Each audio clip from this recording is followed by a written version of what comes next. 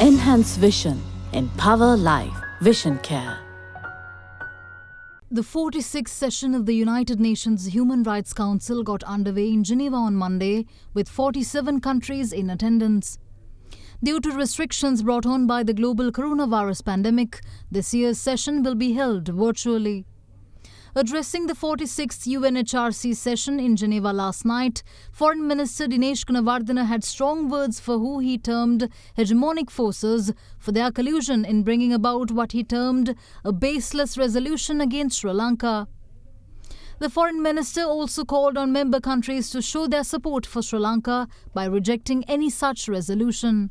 It is regrettable that despite the spirit of cooperation with the HRC and its mechanisms, elements working against Sri Lanka intend to table another country-specific resolution based on the OHCHR report. This rejected report by Sri Lanka has unjustifiably broadened its scope and mandate further, incorporating many issues of governance and matters that are essentially domestic in any self-respecting sovereign country. I leave it to the members and observers of this council to make their own judgment on whether Sri Lanka represents a situation that warrants urgent attention of this council, or if this campaign is essentially a political move that contravenes the very values and principles on which this council has been established, particularly at a time when legislation is enacted by some countries to protect their soldiers from prosecution in military operations carried out overseas, only points to duplicity and the hypocritical nature of their motives. This cannot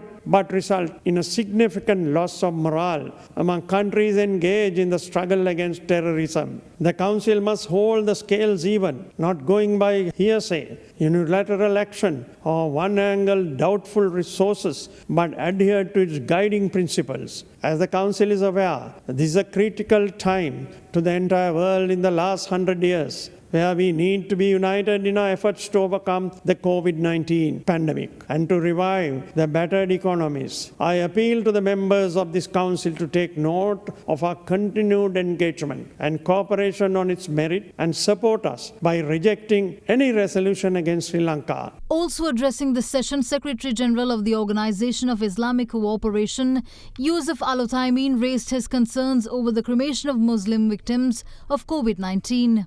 The OIC is concerned with the situation of Muslims in Sri Lanka as they are denied the right to be buried the bodies of the virus victims following the Islamic rule while adhering to the guidelines of the World Health Organization. The OIC urged the government of Sri Lanka to take swift action to guarantee and respect the right of burial of the Muslim community.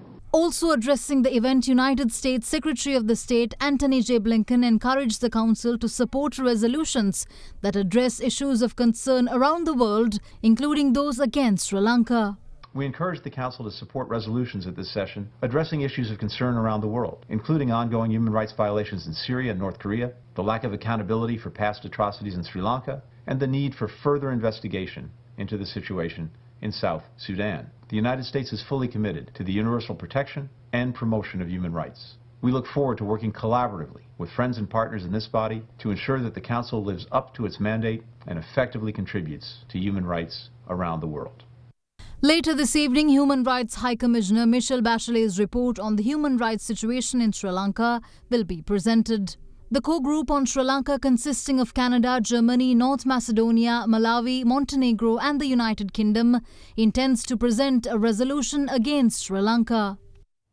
Lever Ayush Karabu Neti Danta Lepaya Shaktimat Datti Palakata